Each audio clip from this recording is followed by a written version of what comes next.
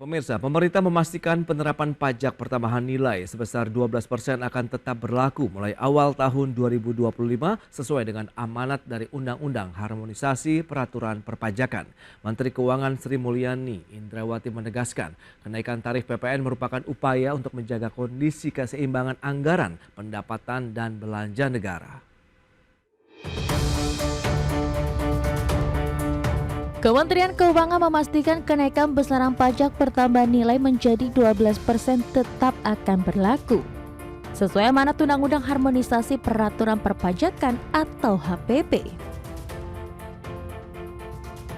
Dengan demikian PPN sebesar 12% akan mulai berlaku pada 1 Januari 2025 mendatang. Namun demikian Menteri Keuangan Sri Mulyani menegaskan akan terdapat sejumlah barang dan jasa ia akan ditetapkan tarif PPN lebih rendah dari 12% bahkan dikenakan PPN sebesar 0%. Sri Mulyani mengatakan kenaikan tarif PPN menjadi 12% bukanlah kebijakan yang bersifat ugal-ugalan, merupakan langkah untuk menjaga kondisi APBN yang menjalankan fungsi sebagai bantalan perekonomian termasuk pada saat terjadinya krisis di tingkat global. Jadi di sini kami sudah membahas bersama Bapak Ibu sekalian, sudah ada undang-undangnya. Kita perlu untuk menyiapkan agar itu bisa dijalankan tapi dengan tadi penjelasan yang baik sehingga kita tetap bisa bukannya membabi buta tapi APBN memang harus terus dijaga kesehatannya. Namun pada saat yang lain APBN itu harus berfungsi dan mampu merespon seperti yang kita lihat dalam episode-episode seperti waktu Global Financial Crisis, waktu terjadinya pandemi itu kita gunakan APBN. Di sisi lain, Menteri Koordinator Bidang Perekonomian Airlangga Hartarto menyebut pemerintah akan mempertimbangkan sejumlah program untuk mendukung daya beli masyarakat sejalan dengan rencana penerapan PPN sebesar 12%. Dari Jakarta, Tim Liputan IDX Channel. Ya, pemirsa, untuk membahas tema kita kali ini, tarif PPN 12% resmi berlaku 1 Januari 2025. Kita sudah tersambung melalui Zoom bersama dengan Mas Arief Rohman Said, beliau adalah Ketua HIPMI Tech Center. Halo, apa kabar Mas Arief? Halo, apa kabar Mas Pras? Salam sehat ya Mas?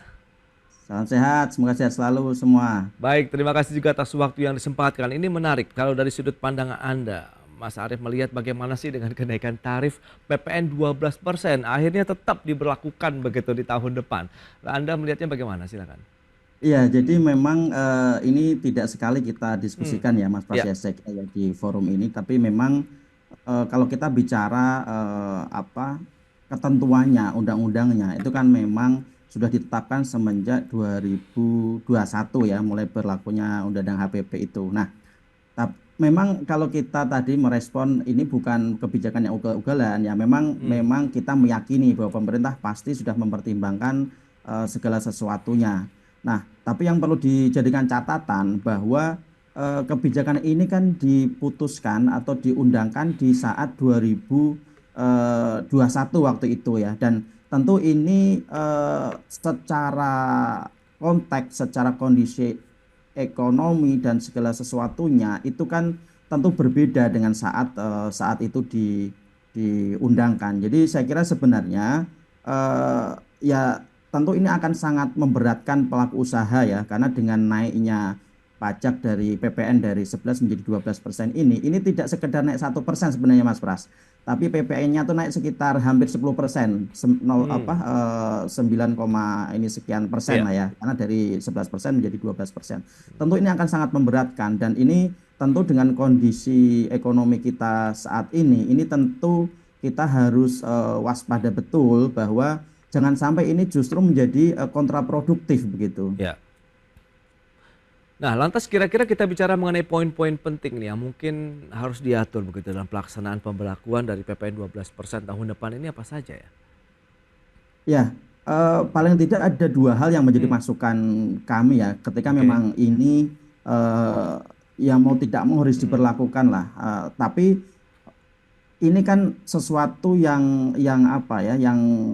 memberatkan. Nah, tentu kita berharap ada sisi lainnya itu diberikan semacam kelonggaran atau insentif lah kita bisa misalkan satu yaitu dengan menaikkan PTKP, saya kira itu menjadi salah satu solusi alternatif untuk bagaimana agar ini tidak terlalu begitu memberatkan. Nah, nanti bisa dikaji kenaikan PTKP-nya itu bisa sampai berapa. Kalau sekarang itu kan 54 juta ya per orang ya. Itu nanti mungkin bisa dinaikkan sehingga lapisan tarif lapisan penghasilan yang dikenai PPh itu juga kemudian menjadi meningkat sehingga apa yang menjadi penghasilan bisa betul-betul dibelanjakan oleh masyarakat.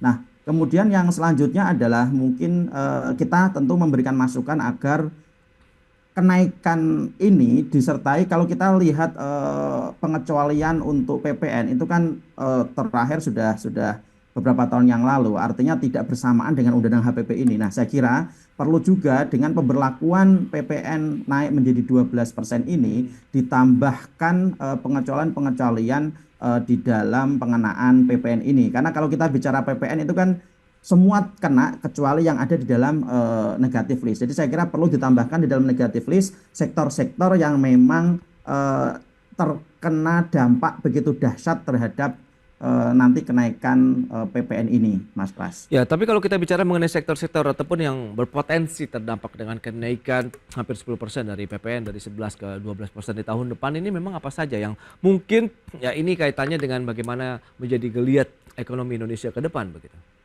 Ya, terutama yang menjadi penopang kita kan sektor konsumsi rumah tangga ya, Mas. Artinya kebutuhan sehari-hari. Nah, ini harus diberikan perhatian betul agar ini diberikan insentif, diberikan pengecualian-pengecualian. Misalkan untuk sektor-sektor tertentu bisa sama sekali dibebaskan atau mungkin diberikan tarif pajak yang karena ada di dalam Undang-Undang HPP itu di pasal setelahnya, di ayat setelahnya itu diberikan range 5-15%. Artinya ketika pemerintah dalam ini memberikan pengecualian-pengecualian terhadap beberapa sektor yang tadi terutama yang menjadi kebutuhan sehari-hari rumah tangga, itu tentu ini akan mengurangi dampak yang dirasakan oleh masyarakat, oleh warga negara kita gitu. Jadi itu yang paling utama ya, yang menjadi kebutuhan sehari-hari dan kebutuhan pokok saya kira,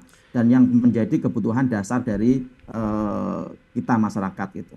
Nah, kalau kita bicara mengenai sosialisasi ataupun bagaimana proses delivery yang sudah disampaikan pemerintah baik kepada masyarakat pelaku usaha sendiri, apakah sudah cukup optimal? Jadi saya kira memang ini perlu terus ditingkatkan ya, apalagi kaitan dengan hal-hal yang sensitif seperti ini. Ini masyarakat harus betul-betul bisa mendapatkan penjelasan yang komprehensif. Jadi tidak bisa kemudian pemerintah dalam hal ini hanya menyampaikan misalkan ini sudah menjadi keputusan atau ketetapan dalam undang-undang misalkan, atau hanya menjelaskan dengan hal-hal yang harus bisa betul-betul dipahami oleh masyarakat begitu, sehingga nanti masyarakat juga bisa memahami bahwa memang kita perlu untuk bergotong royong bagaimana pembangunan di negeri kita tercinta ini bisa terus berjalan, pertumbuhan ekonomi juga bisa terus tumbuh dan bergerak begitu, sehingga ada kesadaran kolektif dari masyarakat kita bahwa lah kalau memang PPN itu naik, mudah-mudahan ya semuanya memang kemudian bisa ikut bertumbuh juga secara ekonomi secara keseluruhan. Tapi dengan catatan tadi perlu adanya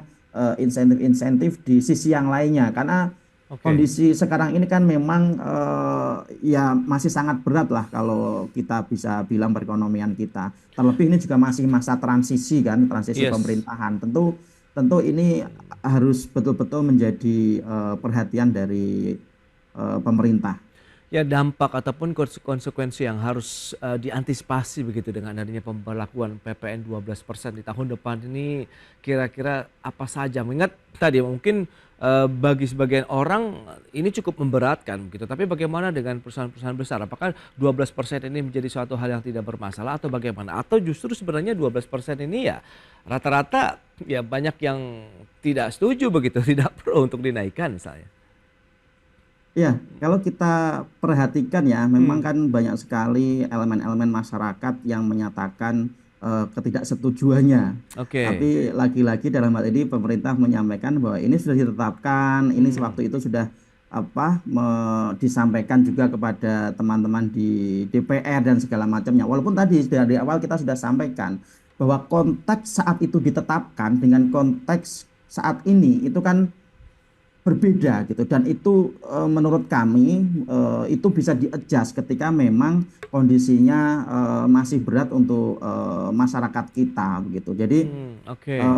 poin kami di situ sebenarnya bahwa ini Ya, masih ya. ada waktu kurang lebih 1 bulan lah ya untuk Mhm. nanti menuju di 1 Januari 2025. Ya. Eh, kita kaji betul, pemerintah mengkaji betul bahwa ini kita sama-sama tahu bahwa daya beli masyarakat sedang menurun, kemudian juga yang sama-sama kita tahu data kelas menengah kita dari 2019 ke 2024 juga cenderung turun. Ini kan Mhm. menjadi alarm untuk perekonomian kita gitu. Apalagi Betul. dengan nanti PPN naik, itu tentu kan akan Ya. berdampak terhadap Mhm. meningkatnya HPP, kemudian otomatis nanti akan menaikkan harga. Ya. Di situ kemudian nanti akan menurunkan demand, dan Hmm. pada akhirnya nanti ketika demand turun, produksi kan akan turun, dan ini juga akan berdampak terhadap pemberhentian tenaga Ya. kerja. Jadi ini harus betul-betul diantisipasi dampak yang mungkin muncul dengan Mhm. pemberlakuan kenaikan tarif menjadi 12% ini gitu ya. Ya, tapi kan di satu sisi ya kita tahu mungkin tahun depan kondisi fiskal pemerintah begitu yang cukup ketat begitu, sehingga memang kita perlu ada ya salah satulah kenaikan dari sisi pendapatan perpajakan begitu, dan salah satunya dengan PPN begitu yang akan dinaikkan tetap di 12% di tahun depan. Apakah ini menjadi suatu hal yang perlu kita pertimbangkan? Kita bahas nanti di segmen berikutnya. Mas Arief, kita akan jeda dulu sebentar ya. Dan pemirsa, kami masih akan segera kembali usai pariwara berikut ini.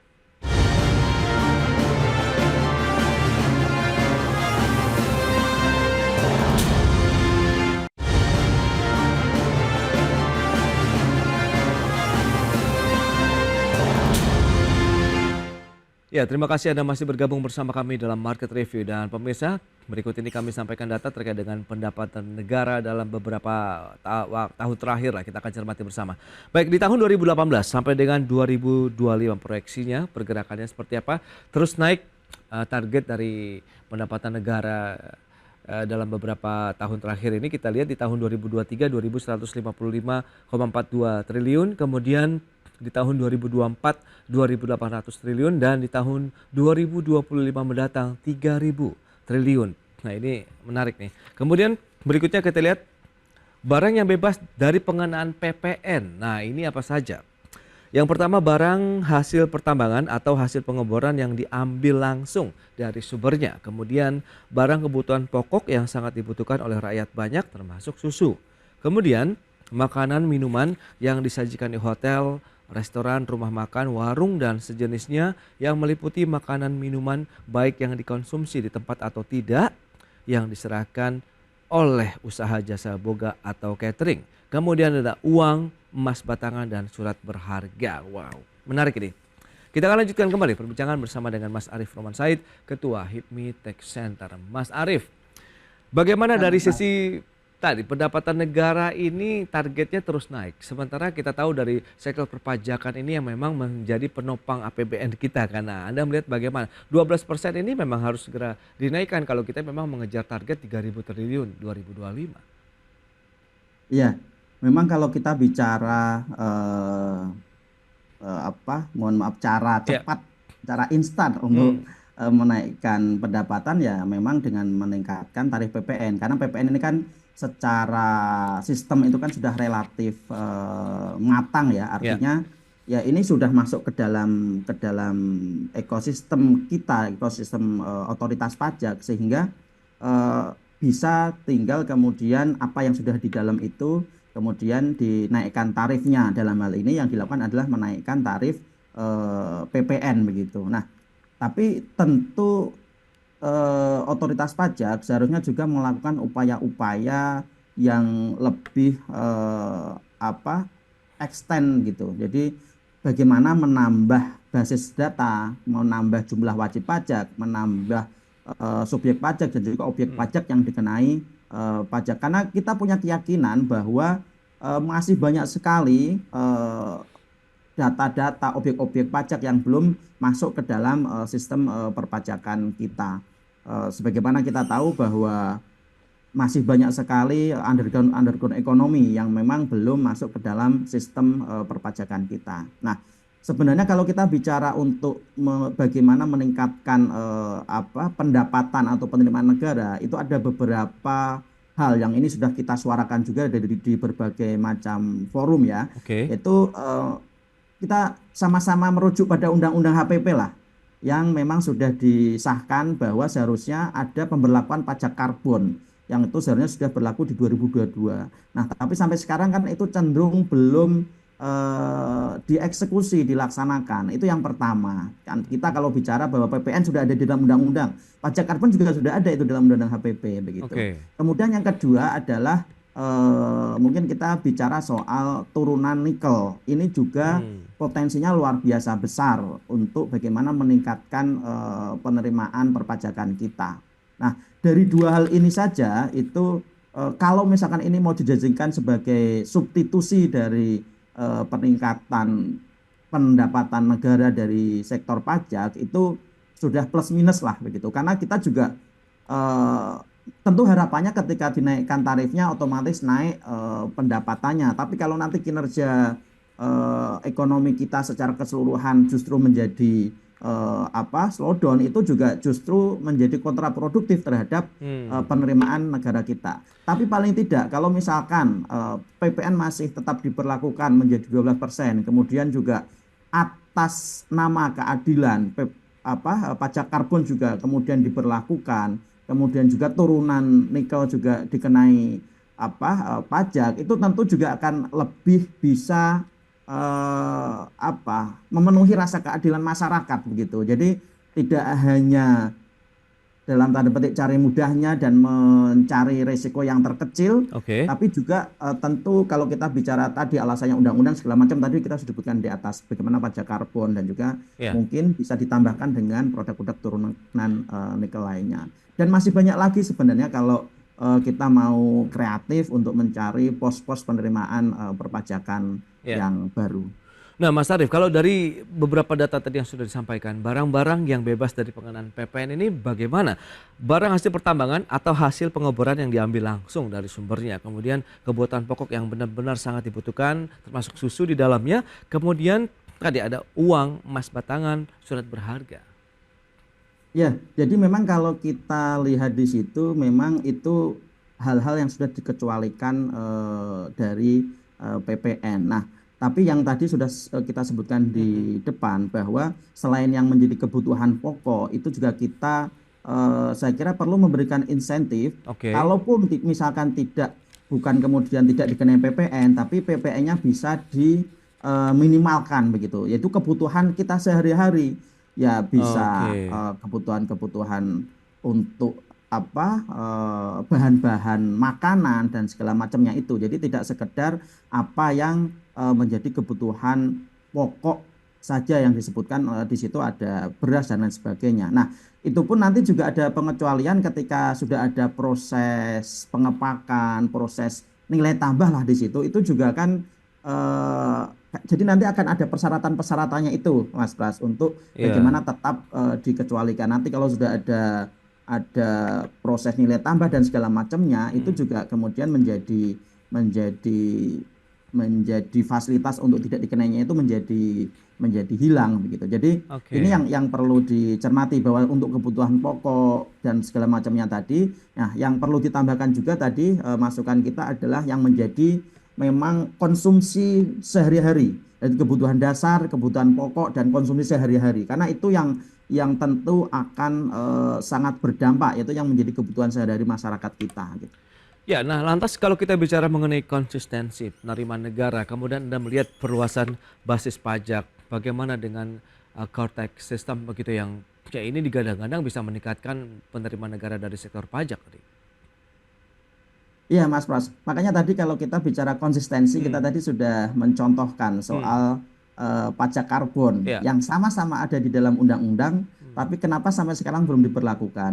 Tapi di satu Oke. sisi ketika kita bicara PPN yang dikedepankan adalah ini sudah diundangkan begitu. Nah, saya rasa ini kita harus dari otoritas pajak, dari pemerintah dalam ini harus ada konsistensi ya, bagaimana kemudian hal-hal yang memang sudah ada, kalau memang itu menjadi alasan pokoknya ya hal-hal yang lain pun juga harus diberlakukan juga begitu Mas Pras. Jadi biar Ya, nanti ya. tidak ada rasa keadilan yang tercederai gitu.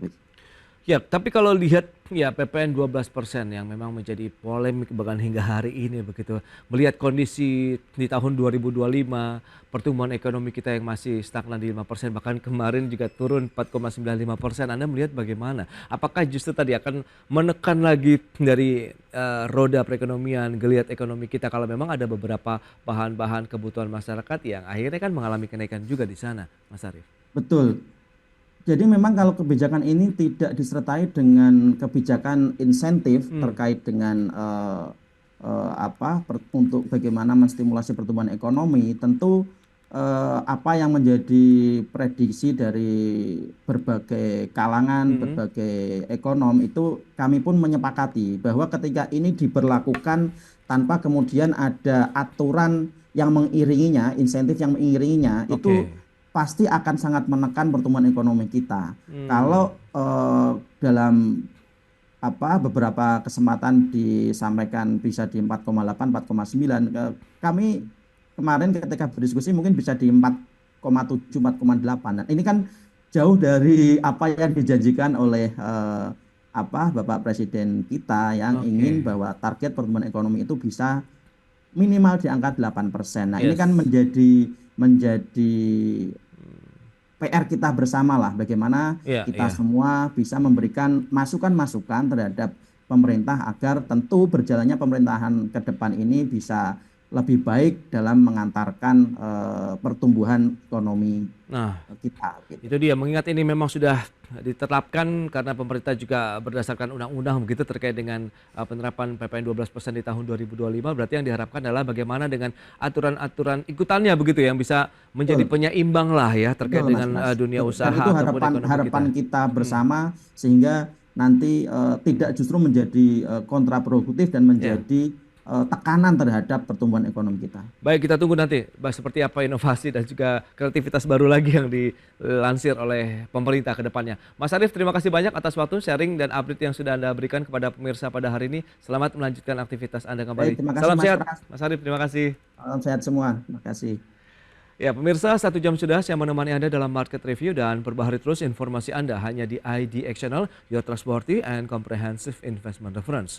Karena urusan masa depan harus terdepan, aku investor saham. Ya, saya Prasetyo Wibowo beserta seluruh kerabat kerja yang bertugas pamit undur diri. Terima kasih, sampai jumpa.